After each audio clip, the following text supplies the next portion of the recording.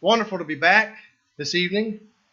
We have a good number in attendance. I think pretty much everybody who was here this morning. And we also have a visitor, Mary Lou Smith from Bremen. And she's here with us tonight. We honor her and thank her for her presence. It's good to see everybody. By the way, we had a great men's training class a while ago. It was short, but we accomplished a great deal. We made some assignments, and we also had made some plans prior to that. And I'll share this with you that we discussed in the men's meeting. We talked about every fifth Sunday, that comes 4 times a year, every fifth Sunday, allowing the young men to be in charge of the services, to take care of the main things that are done in the worship, the assignment. So we're going to be working toward that end and giving us time to prepare for that. So we look forward to that. And then we had some practice sessions back here, and we're able to accomplish some things with the Lord's Supper. They're making great progress, and we appreciate them very much and their willingness to serve. All of you men who are a part of every effort that is put forth here. This morning, as I mentioned, for a while we've been involved in a series of studies about the doctrine of premillennialism. And I've entitled the study, The Rapture. Is the rapture soon coming? Because that's pretty much the idea that we normally hear about. The word premillennial is not used as frequently in everyday speech. But that there will be a rapture, this is a common idea that many share. If you go to work, you'll find somebody who's talking about it. If you are out at school and talking outside of class, somebody's going to mention some aspect of this theory that involves the idea of the rapture. Now, we noticed what the major tenets of premillennialism are, with the warning that there are a number of differences and that not every premillennial preacher will set forth the theory in quite the same way as every other. There are many different versions, but overall, the premillennial idea is that, of course, when Jesus first came to the world, he was going to set up a physical kingdom. He was going to sit on the literal throne of David, but it didn't work out because, according to some ways this theory is set forth, God didn't seem to realize the Jews would reject Jesus. They didn't want that kingdom at the time. So Jesus had to go back to the drawing board and come up with plan B. And he decided to make a church instead. This church, the Church of Christ, was made as an afterthought.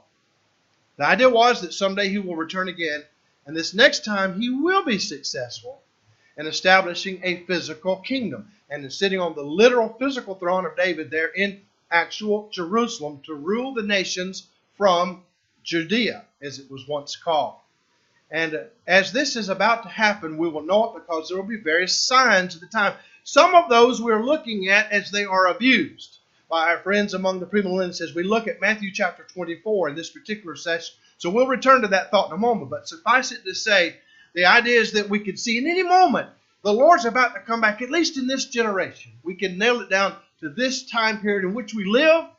And when he does, he's going to first come by having the saints all to be raptured secretly. Those who are already prepared will just, well, as some versions have it, disappear right out of their clothes. They'll just disappear instantaneously to meet the Lord in the air. And most around them won't even be aware of what happened or why it happened. You've seen this as the spectacular presentation on the Left Behind series. That will be the beginning of the Great Tribulation that will last for 7 years. And we are in particular concern with that aspect of their theory tonight, the so-called Great Tribulation. So-called in the sense in which they use it. There is a sense in which there's a Great Tribulation, as we will see, as we have been seeing in Matthew chapter 24 and also in the book of Revelation chapter 7. This is divided into 2 periods. The first 3.5 years has to do with the gathering in of the Jews to Jerusalem and the instituting of a worship that was like that of the Old Testament, the old sacrifices of animals. Once again, the actual temple, as it was once under Solomon, later under Herod, that temple will be rebuilt. And then in the middle of that period of time, a great series of conflicts will begin. The Antichrist will appear, and the beast and the false prophet will fight alongside him, and they will take on the saints of the earth, who would be at that time, according to that view, then the Jews, because Christians have already been raptured, and they're off in heaven, or they're off in the air with the Lord. And when the great battle of Armageddon gets so bad that it looks like evil will win, Christ will appear in the second phase of the second coming. He will come down. He will put an end to it. And he will begin to reign then supreme upon the throne of David, literally in Jerusalem, for 1,000 years of peace and prosperity. At the end of that time, Satan will be loosed because he will have been restrained during that period for a short while to deceive the nations, and then he will finally be defeated. The world will end and judgment will ensue. Now, as I mentioned, many people hold to this idea. And as we talked about this morning, it is not necessarily a liberal conservative division that we're talking about. Because some have the view that unless you believe the Bible to be the inspired Word of God, that you would reject this idea. If you believe the Bible to be the inerrant Word of God, you have to accept it. And yet there's nothing whatsoever in the idea of accepting the Bible as the authoritative Word of God, word for word. There's nothing in that idea that demands we accept the premillennial point of view. Premillennialism is not as old as the New Testament. It's a theory, especially as it's articulated now, that has really arisen in the last 2 centuries, especially the dispensational variety. So as we looked at, here's the conclusion to the things we discussed in Part B of our presentation about the Great Tribulation, mostly from Matthew 24. There's simply no evidence in Revelation 7 for the Great Tribulation, as they have divided it up, the 7-year period divided into 2 halves. And Matthew 24 does not talk about a yet future Great Tribulation. Jesus was talking about these things, the things that were asked about by his disciples, because he had told them, looking at the stones of the temple, there is not one stone here that will be left that will not be thrown off of another. Every single stone will be toppled. In other words, this temple, the Jewish temple, is going to be totally, completely destroyed. And the temple was obviously the symbol of the nation, the symbol of Jewish culture. The Jewish economy itself would be definitively at an end by this time, and the world would recognize that the Jewish economy as such would have come to an end when the destruction of Jerusalem would take place, which we've noticed historically did happen in the year AD 70, approximately 4 decades after the predictions that are being made in Matthew chapter 24. We also pointed out we have to be cautious in how we look at these things that are described here, because some of the terminology, as we will see, is terminology that could also be applied to that day, as we will see the division in a moment. The division in the outline. Jesus himself is responsible for our outline in this study tonight. These things are the first part of his discussion. These things that are brought up by the disciples when they ask about when will these things be, the destruction of the temple and the end of the world. And as we mentioned, they didn't know that there might be a hiatus between the destruction of the temple and the actual end of the world. They just assumed all that would have happened together. But as the Lord explains it here, we will see there will be a long interval between the destruction of Jerusalem and the end of the world. As these things then are described, some of the language could also be understood to refer to that day, the end of the world. We looked at some of the warnings about false Christs before the Great Tribulation took place, that did take place in the destruction of Jerusalem. And we pointed out how that historians who were there, even on the scene, who eyewitnessed what took place, who were at the beginning a part of the rebellion, such as Josephus, tell us that this was the worst period in Jewish history. There had never been a time so tragic when so many people perished at once in such a short amount of time. Over 1 million Jews, within a matter of a few short months, perished there in Jerusalem and in Judea under the mighty hand of the Roman armies, especially Vespasian and then his son Titus, the general that was sent there to bring an end to this nation because of its rebelliousness against Roman rule. And this did effectively do away with their independence. Jesus had warned that before that great tribulation would take place, false Christ would come, and now he's warning about it again. He's reiterating this, verses 22 to 28. There will be false Christs who will allegedly appear in secret places. If they say, behold, he is in the desert, don't go out there. Don't be deceived and think that's where he will be. And here's why. Because the appearance of the Lord will not be in that way, where you will have secret people to arise and to claim to be the Messiah. He says, but as lightning shines from east to west, Christ's coming will be visible to all. His coming, the Son of Man's coming, will be seen by all. The question now is Jesus in his discussion making a leap, sort of like a parenthesis, if you were to write it out? Is he making a leap to that final day in these words here? Is he thinking about how his final coming will literally be seen by all? Or is Jesus continuing the discussion of the destruction of the city of Jerusalem using language like this, as we mentioned this morning, painting with the colors of the final second coming and the end of the world, painting the destruction of Jerusalem with those very colors that would be taken from that final coming? Is this just apocalyptic language? In other words, poetic, symbolic language, figuratively describing the end of the Jewish economy? Those are the two major options as I see them. And it's difficult to decide, but I'm coming down on the side of the idea that he is, in fact, continuing with his discussion of the destruction of Jerusalem. He's still talking about these things that are mentioned in verse 3 and that are going to be reiterated once more in verse 34 to kind of cap off that first part of his discussion. The Jerusalem coming, when he comes against the Jerusalem rebels, those Jews who rejected his son in the person of Titus Vespasian. The death knell has already been sounded now for Jerusalem.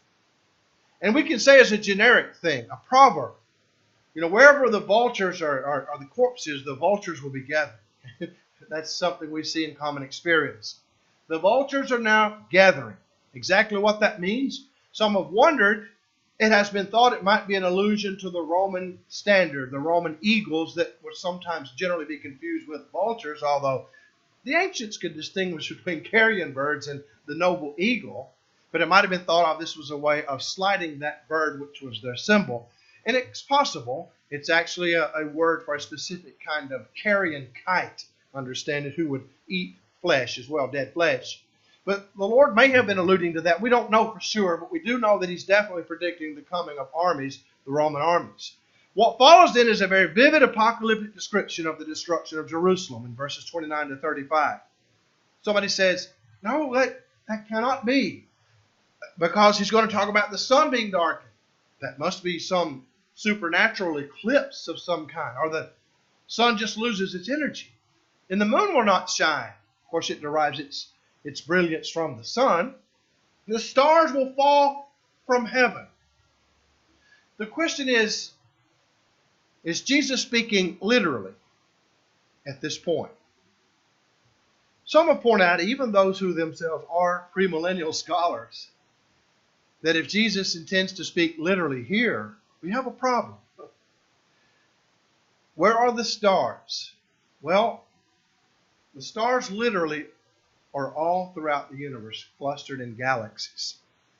Can they fall to the earth? If only one star, being a star, fell to the earth, that would obliterate the earth. Stars, plural, could not literally fall upon the earth. As someone says, well, that's a shooting star, and it just looks like it falls upon the earth. Well, you see, then you're starting to get into somewhat figurative usage of the word star even there. A shooting star is not literally a star. So the question is Christ speaking literally? And if he were, then we have a problem with his veracity, his truthfulness. It doesn't make scientific sense to say that the stars will fall from the heavens to the earth. So there's a way in which we can understand this, which is no problem at all. If we look back at the Old Testament background, we can see that this kind of terminology had been used over and over again, not to refer to literal events in the physical universe, but as we will see, to things that would happen in the world of men, in nations. It's really stock in trade imagery, and it comes right out of these Old Testament prophecies. Let's just look at some.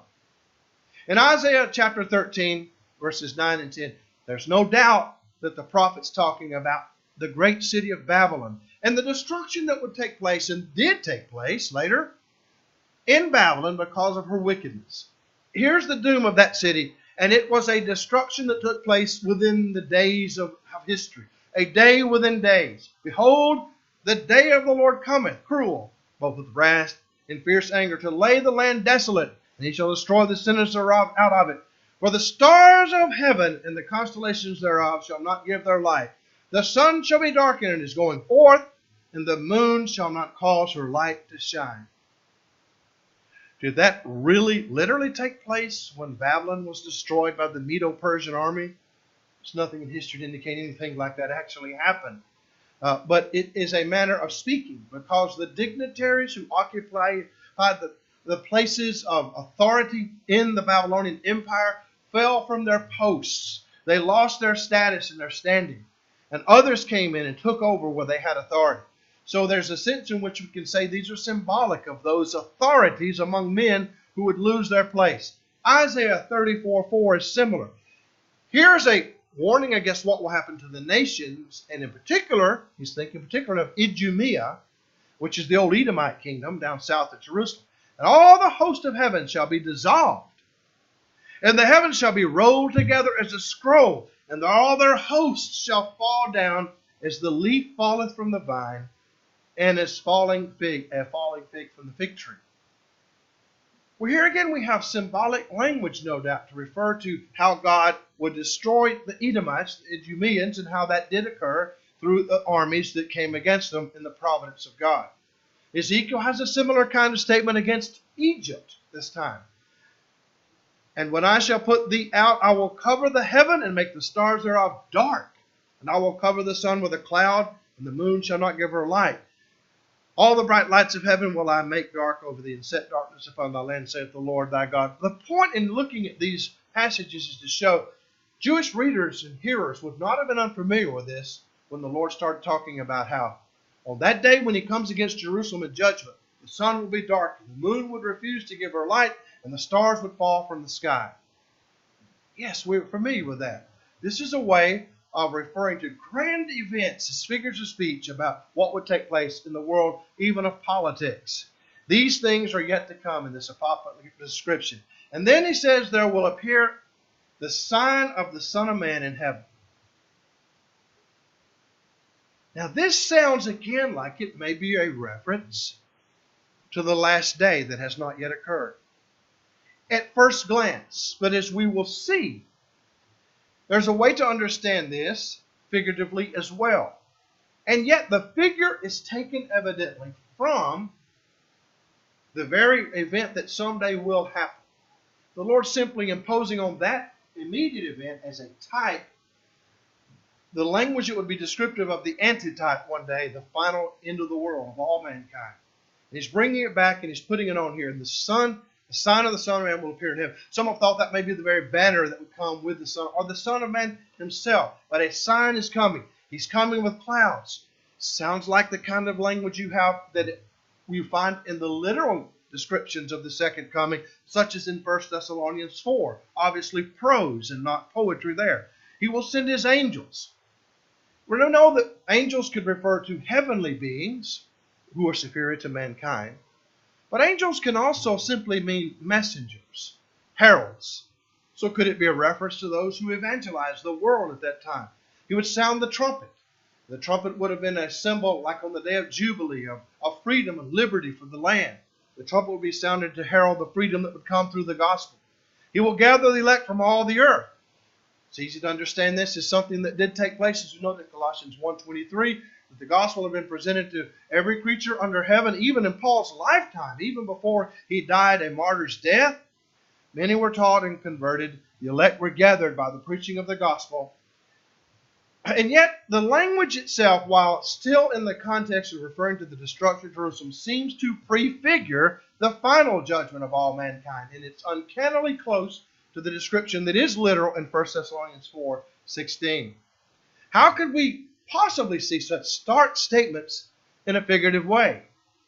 When he says, for example, and the sign of the Son of Man will appear in the sky, then all the tribes of the earth will mourn, and they will see the Son of Man coming on the clouds of the sky with power and great glory. Is that not a reference to the end of the world? Must it not be?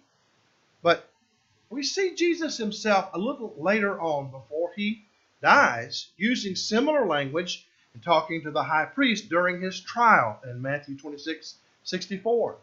Jesus said to him, you have said it yourself. He was abjured. He was put under oath, and in court you had to answer what you were put under oath. He was abjured by the high priest. Tell us, are you the Son of God? Are you the Christ? He said, you say so. That's correct. I am. And then he says, You have said it yourself. Nevertheless, I tell you, hereafter you will see the Son of Man sitting at the right hand of power and coming on the clouds of heaven. Now, this could very easily be another poetic, figurative description of how the Son of Man was going to come in the form of those Roman armies to wreak vengeance on the rebellious Jewish nation that had rejected their Lord and Savior, and that you yourself, the high priest, will be there to witness it. And that is likely what is meant. He was still living and would see that happen. And yet, there is always the possibility that Jesus could have envisioned a time way off in the future when that high priest, just as they that had pierced him, according to Revelation 1 and verse 7, who will see him when he comes in the final event, that high priest, in fact, would be resurrected to see that. So that's a possibility. It's difficult to press these issues in every respect. These things are coming, and he says there's a parable of a fig tree, and this will help us understand how to interpret the signs. Just as the sprouting leaves show that summer is near, when you see that fig tree and the leaves are starting to come out, you know that the summer is about to come on you. It's spring already. These signs are happening, and they will show that the end is near. The end of all mankind? The end of the world? Are you saying, Lord, you're going to give us signs to see when you're coming the second time to bring us all into judgment? There will be definite signs of this coming.